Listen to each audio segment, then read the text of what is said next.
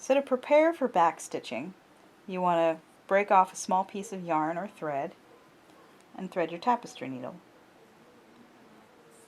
Now you can actually start either from the front or the back side of your work, because either way you're essentially going to be ending up with the same result.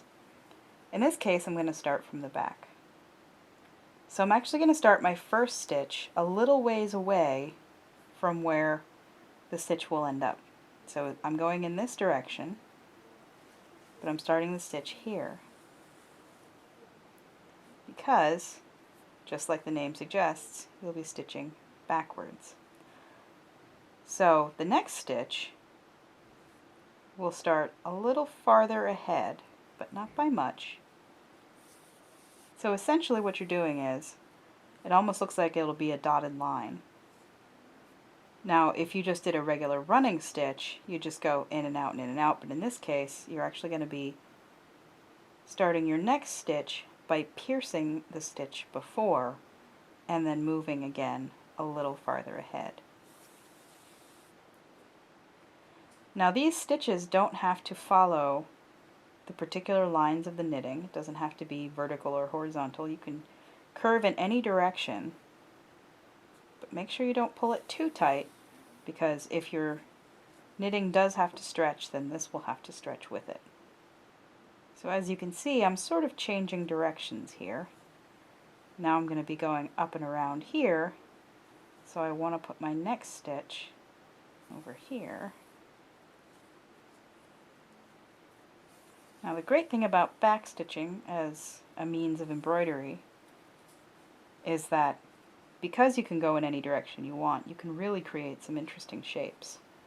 When used for steeking, backstitching secures the stitches in a straight line so that they won't fall out or fray once you've cut the steek. In that case, you'd use a very well contrasting yarn, and basically you'd stitch very, very tightly, making sure to pierce the stitches of the fabric itself as well as the stitches that you are backstitching on. And that way you sort of lock the knitted piece in place so that it won't fray. You can do that with thread or yarn. But in this case, backstitching is just a really fun little embroidery technique. Now when you finish the backstitch, you essentially would just pull the yarn ends to the back of the work and then weave them in as you normally would, making sure that they stay out of the sight from the front of the work. So in this case, I would make sure that I was going to weave in this end behind the duplicate stitched work, just to make sure that it isn't visible through the knitted fabric. And this is the last stitch.